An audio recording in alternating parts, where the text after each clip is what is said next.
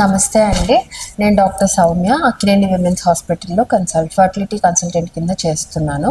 So last time మనం మాట్లాడుకున్నప్పుడు pour ovarian reserve అంటే ఎగ్స్ తక్కువ ఉండడం దాని గురించి తెలుసుకున్నాము. సో అట్లాంటి సిమిలర్ కండిషన్నే ఇంకొకటి ఏంటి అంటే ప్రీమెచ్యూర్ ఓవేరియన్ ఇన్సఫిషియన్సీ అంటాము. సో అంతకుముందు ప్రీమెచ్యూర్ ఓవేరియన్ ఫెయిల్యూర్ అని కూడా అనేవాళ్ళము. సో ఇప్పుడు మనం దాని గురించి తెలుసుకుందాము. సో ప్రీమెచ్యూర్ ఓవేరియన్ ఫెయిల్యూర్ అంటే యూజువల్గా మనకి మెనోపాజ్ వచ్చేసి 40 years తర్వాత వస్తే మెనోపాజ్ అంటాము. బట్ 40 years కన్నా ముందు మనకి పీరియడ్స్ ఆగిపోవటం జరిగితే దాన్ని ప్రీమెచ్యూర్ ఓవేరియన్ ఫెయిల్యూర్ అంటారు. సో ఈ ప్రీమెచ్యూర్ ఓవేరియన్ ఫెయిల్యూర్లో వచ్చింది అని మనకి ఎట్లా తెలుస్తుంది, అది ఎప్పుడు రావచ్చు, ఎలా రావచ్చు అనేది తెలుసుకుందాం. సో ప్రీమెచ్యూర్ ఓవేరియన్ ఫెయిల్యూర్లో మనకి నార్మల్గా కనిపించే సిమ్టమ్స్ ఏంటి అంటే ఒకవేళ యంగ్ ఏజ్లో వచ్చిందనుకోండి, లైక్ ఒక 17 years 18 yearsకి మన దగ్గరికి ఒక పేషెంట్ని వాళ్ళ వరీడ్ మదర్ తీసుకొచ్చారు. వాళ్ళ కంప్లైంట్ ఏముంటుంది అంటే, ఓకే మా అమ్మాయికి ఇప్పటిదాకా పీరియడ్ రాలేదు అనేది చెప్తారు. సో అట్లాంటప్పుడు మనం ఫస్ట్ ఏం చేస్తాము అంటే సెక్షువల్ క్యారెక్టర్స్ అన్నీ ఎగ్జామిన్ చేసుకుంటాము. సో బ్రెస్ట్ డెవలప్మెంట్ ఎట్లా ఉంది, ప్యూబిక్ హెయిర్ కానీ అండర్ ఆర్మ్ హెయిర్స్ కానీ గ్రోత్ ఏమన్నా ఉందా లేదా ఇట్లాంటివి చూసుకుంటాము. అలాగే అది చూసుకున్న తర్వాత నెక్స్ట్ స్టెప్కి వచ్చేసి హార్మోనల్ అనాలిసిస్కి వెళ్తాము. సో హార్మోనల్ అనాలిసిస్ కూడా చేసుకొని మనం దాని తర్వాత నెక్స్ట్ స్టెప్ అల్ట్రాసౌండ్కి వెళ్తాము. సో ఇవన్నీ అయిన తర్వాత మనము ఇది ప్రీమెచ్యూర్ ఓవేరియన్ ఫెయిల్యూరా ఏంటి అనేది మనం కంక్లూషన్కి రావచ్చు. సో దీనిలో ఏంటంటే ఇది ఏజ్లో అసలు వాళ్ళకి పీరియడే రాకపోవచ్చు ఫస్ట్ అండ్ ఫార్మోస్ట్, లేదు పీరియడ్ స్టార్ట్ అయిన దగ్గర నుంచి వాళ్ళకి బ్లీడింగ్ అనేది సరిగ్గా అవ్వకపోవచ్చు, ఇర్రెగ్యులర్గా బ్లీడింగ్ సైకిల్స్ ఉండొచ్చు, లేదు అంటే వచ్చినప్పుడు కూడా బ్లీడింగ్ ఊరికనే ఒక రోజు వచ్చి కనిపించి ఆగిపోవడం కానీ, లేదంటే వచ్చినప్పుడు ఒక 1 day కానీ 2 days మాత్రమే బ్లీడింగ్ అవ్వడం కానీ ఇట్లాంటివి జరగచ్చు.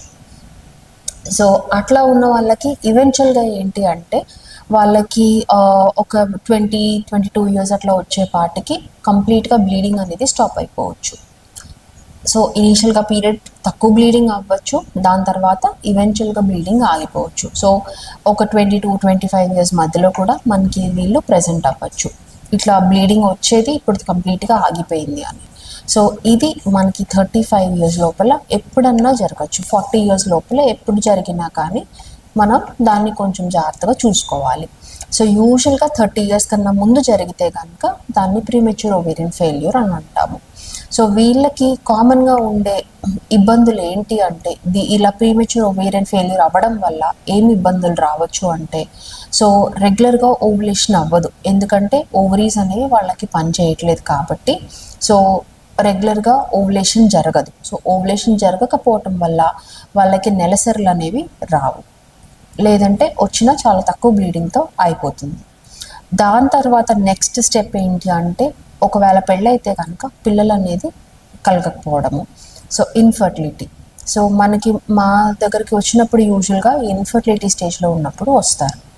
సో ఇంకొకటి, ఒకవేళ చాలా ఎర్లీగా మ్యారేజ్ అయిపోయి ఏదైనా ఉంటే కనుక there are chances of pregnancy also, but అది చాలా తక్కువ ఛాన్సెస్ అండి. సో మనం ఏంటంటే చూసుకొని చేసుకోవాలి. దాని తర్వాత సో ఈ ప్రీమెచ్యూర్ ఓవేరియన్ ఫెయిల్యూర్ అనేది ఎట్లా ఉంటుంది అంటే మనకి మెనోపాజ్ ఎట్లా ఉంటుందో అట్లా ఉంటుంది. సో యూజువల్గా మన మెనోపాజ్ వస్తే వచ్చే సిమ్టమ్స్ ఏంటి, మనకి హాట్ ఫ్లషెస్ రావచ్చు, అంటే బాడీ సడన్గా అవుట్ ఆఫ్ ది బ్లూ, మీ ఎంత ఏసీలో కూర్చున్నా కానీ సడన్గా ఒక వేవ్ అట్లా ఒంట్లోంచి వేడొస్తున్నట్టు వస్తుంది, లేదంటే చాలా మూడ్ స్వింగ్స్ ఉంటాయి, అంటే డిప్రెషన్ ఎక్కువ కామన్గా చూస్తుంటాము.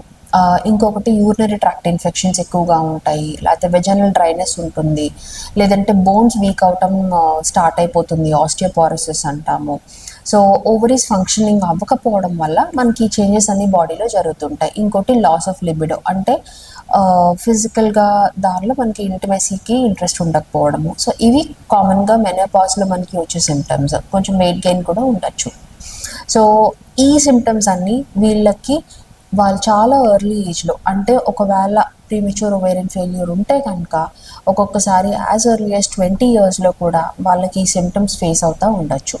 సో మెనోపాజ్లో ఏ సిమ్టమ్స్ ఉంటాయో వాళ్ళకి అది 20 ఇయర్స్లోనే స్టార్ట్ అవుతాయి. సో అంత ఎర్లీగా స్టార్ట్ అవడం వల్ల ఏంటంటే వాళ్ళ బోన్ హెల్త్ అనేది డ్యామేజ్ అవ్వడానికి ఛాన్సెస్ ఉంటాయి. సో అలాగే మెంటల్గా కూడా, సో 20 ఇయర్స్లో డిప్రెషన్ అంటే అది మనం అర్థం చేసుకోలేకపోవచ్చు. ఒకవేళ వాళ్ళంతట వాళ్ళు ఓపెన్ అయ్యి ఇట్లా నాకు డిప్రెస్డ్గా ఉందనిపించినా మనం యూజువల్గా ఏంటంటే నీ ఏజ్కి డిప్రెషన్ ఏంటి అనేది దాన్ని పక్కకు తోసిపెడతాము. సో అట్లా కాకుండా ఒకవేళ వాళ్ళు ఇట్లా మాకు ఉంది అంటే కనుక కొంచెం మనం ఇంకెక్కువగా వాళ్ళకి కేర్ అండ్ ఇంట్రెస్ట్ చూపిస్తే కనుక వాళ్ళు దాని నుంచి బయటకు రావడానికి అవకాశం ఉంటుంది. సో అట్లాగే ఇట్లా ఎర్లీగా పీరియడ్స్ ఆగిపోయిన వాళ్ళకి మనము కొన్నాళ్ళ వరకు హార్మోనల్ రిప్లేస్మెంట్ థెరపీస్ ఇస్తాము. సో దానివల్ల ఈ సిమ్టమ్స్ అనేవి వాళ్ళకి మనం డిలే చేయగలుగుతాము. అట్లాగే ఫర్దర్గా వీళ్ళకి మ్యారేజ్ అయ్యి ప్రెగ్నెన్సీ ఆప్షన్స్ని వాటిని కూడా మనం డిస్కస్ చేసుకోవచ్చు. సో బేసిక్గా మనం పేషెంట్స్ వచ్చిన తర్వాత అల్ట్రాసౌండ్స్ చేసుకొని హార్మోనల్ టెస్టులు చేసుకొని మనకు ఆప్షన్స్ ఏంటి అనేది మనం చూసుకొని దాన్ని బట్టి ట్రీట్మెంట్ చేసుకొని ప్రెగ్నెన్సీ రావడానికి ట్రై చేసుకోవచ్చు. సో ఒకవేళ మీకు తెలిసిన వాళ్ళు కానీ ఎవరికైనా ఇట్లాంటి ఇబ్బందులు ఉంటే కనుక ఖచ్చితంగా తీసుకొని రండి. Thank you.